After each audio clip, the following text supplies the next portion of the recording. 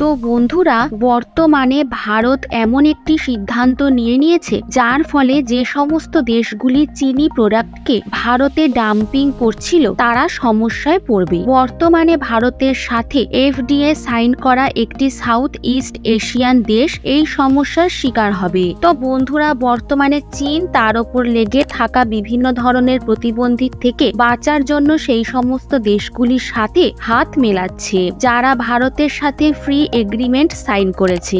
এখন চীন এদের মাধ্যমে তাদের প্রোডাক্ট পাঠাচ্ছে। তো বন্ধুরা, আমরা কথা বলছি ভিয়েতনাম সম্বন্ধে, এবং ভিয়েতনামের একটি প্রোডাক্টের জন্য এতদিন ভারত সমস্যায় পড়ছিল। তো বন্ধুরা, বিস্তারিত জানতে ভিডিওটিকে শেষ পর্যন্ত দেখবেন আর দেশের জন্য জয় হিন্দ কমেন্টস করবেন। তো বন্ধুরা, ভারতের ডিজিটিআর এর কাছে ভারতীয় গ্লাস ম্যানুফ্যাকচারের তরফ থেকে একটি অ্যান্টি ডাম্পিং ডিউটির সম্বন্ধে কথা বলা হয়েছে।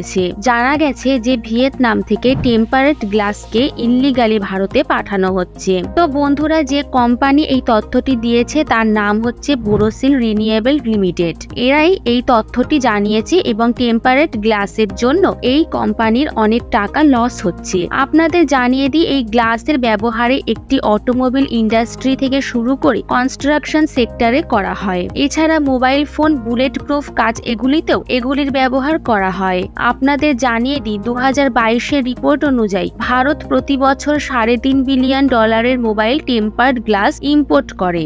এছাড়া আপনাদের জানিয়ে দিই, টেম্পারেট গ্লাসের গ্লোবাল মার্কেটে ভ্যালু প্রায় $46 বিলিয়ন কাছাকাছি, যার প্রায় 60% শেয়ার চীনের দখলে রয়েছে এবং বাকি অংশ থাইল্যান্ড, মালয়েশিয়ার, ভিয়েতনামের মতো দেশগুলি দখল করেছে। বর্তমান সময়ে ভিয়েতনাম থেকে চীনের কোম্পানিগুলি ইল্লিগাল টেম্পারেট গ্লাস এক্সপোর্ট করছে এবং গ্লাস এমন একটি জিনিস যেটিকে দেখে বোঝা যাবে না এটি কোন দেশ থেকে ইম্পোর্ট করা হয়েছে। এর জন্যই এটি ডাম্পিং বন্ধ করা কষ্টের বিষয়। যদিও বোরোসিল খোঁজ লাগিয়ে কিছু ডকুমেন্ট বের করেছে যার মাধ্যমে জানা যাবে ভিয়েতনাম থেকে ডাম্পিং করার পেছনে চীনেরই হাত রয়েছে।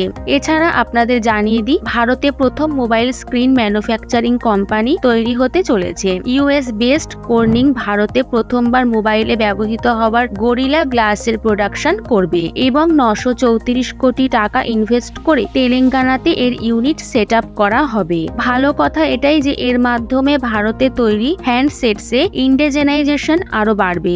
এতদিন ভারতে তৈরি হ্যান্ডসেট গ্লাসগুলি চীন থেকে ইম্পোর্ট করা হচ্ছিল, কিন্তু বর্তমানে এগুলিকে ভারতে তৈরি করা হবে। তো বন্ধুরা, আপনাদের জানিয়ে দিই, এখনো পর্যন্ত এই ডাম্পিং এর বিষয়ে কোনো কড়া পদক্ষেপ নেওয়া হয়নি। এই বিষয়ে কোনো পদক্ষেপ নিতে এখনো 5 থেকে 6 মাস সময় লাগবে। এই কদিন ভিয়েতনাম থেকে ডাম্পিং চালু থাকবে, কিন্তু এবার ভাববার বিষয় হচ্ছে যে কিছু টাকার জন্য ভারতীয় কোম্পানিগুলি ভারতকে ক্ষতি করছে। এছাড়া যদি ভিয়েতনামের ওপর লেগে থাকা কথাগুলি সত্য বেরোয় তাহলে হয়তো ভিয়েতনাম বড় সমস্যায় পড়তে পারে। তো বন্ধুরা, এ বিষয়ে আপনাদের কি মত অবশ্যই কমেন্টে জানাবেন আর কমেন্টসে জয় হিন্দ কমেন্ট করবেন।